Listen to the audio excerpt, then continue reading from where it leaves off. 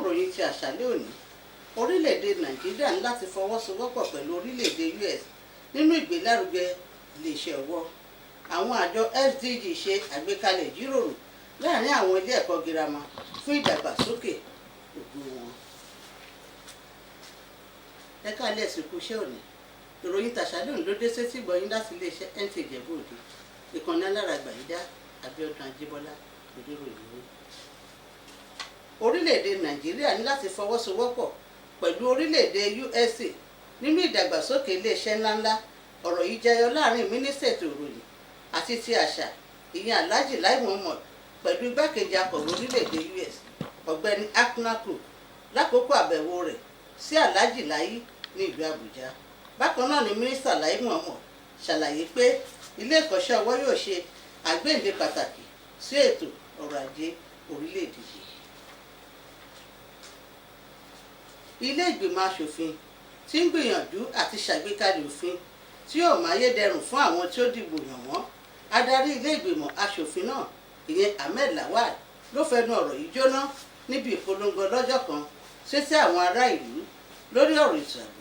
Mobọ́lájí Mobíbíire ló jábọ̀ ìròyìn. Ẹ̀ka iléeṣẹ́ àwọn ọlọ́pàá ti dá àwọn ọ̀gá àgbà ọlọ́pàá méjì dúró lẹ́nu iṣẹ́ ìyẹn ACP Sunday Igura àti ASP James Bawa lórí àṣìlò agbára láti ọjọ́ 4 oṣù kejì ọdún tí a wà yìí.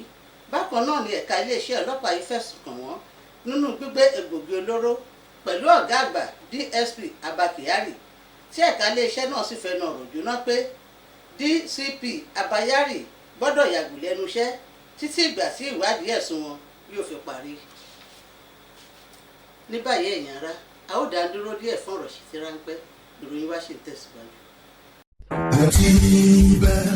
Ǹjẹ́ ẹ ti gbọ́ pé kí ni pé kókó legun yan ṣùkú lọ́kọ̀ àgbàdo ká sọ̀rọ̀ kábà bẹ́ẹ̀ ọkọ̀ gbòógì níléèwé gíga Àtìbà yunifásitì ń ṣe. Tá a bá ní kẹ́dàálẹ̀ kẹ́tùsà bí òṣùmà rẹ̀ ṣe yọ tẹ́tẹ́ láwọ̀ sọ́mọ̀ ní Àtìbà yunifásitì tó kalẹ̀ sílùú Ọ̀yọ́ ṣe yọ láàrin àwọn akẹlẹgbẹ́ rẹ̀. Ìwé ẹ̀rí wọn múnádóko ètò ẹ̀kọ́ wọn sì mọ́yẹ́ lórí. Pẹ̀lú àwọn ètò ẹ̀kọ́ bíi nursing science, medical laboratory science, public health, accounting, economics, agricultural extension and rural development àti bẹ́ẹ̀ bẹ́ẹ̀ lọ.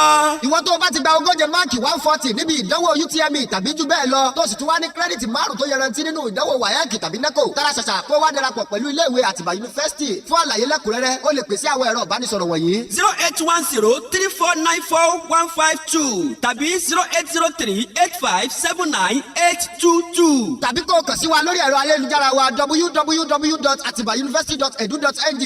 Àtìbà yunifásitì ọ̀kan pàtàkì lára yunifásitì tí ìjọba Nàìjíríà lù ló ń tẹ̀. Ẹ káàbọ̀ padà. Kí a tó lè ṣe àṣeyọrí lórí ìdàgbàsókè ti ọdún 2030, a ní láti polongo àti kí a tàn mọ́lẹ̀ sí àjọ SDG. Èyí gbọ́dọ̀ bẹ̀rẹ̀ láti ilé ẹ̀kọ́ girama tí ó dúró lórí ìmọ̀ àti tètè ṣe gbogbo àlékún. Ọ̀rọ̀ yìí wáyé níbi ìjíròrò fún àwọn ọmọ ilé ìwé girama tí àjọ SDG gbé kalẹ̀ ní ìlú Ìjẹ̀bú Òde. Ẹ̀kúnrẹ́rẹ́ ìròyìn náà rèé, ẹ gbọ́ síwájú sí lẹ́nu akọ̀ròyìn tó ẹ̀kọ́ pọ̀lá. Kí a tó mú ìròyìn tàṣálẹ́ òní wá sí ìpamọ́, ẹ jẹ́ ká yẹ kókó inú rẹ̀ wò lẹ́ẹ̀kan sí.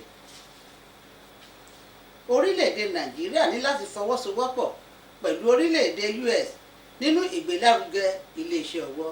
Lákòótán, àwọn àjọ SDG ṣe àgbékalẹ̀ ìjíròrò láàrin àwọn ilé ẹ̀kọ́ girama fún ìdàgbàsókè ọjọ́ ọ̀la wọn.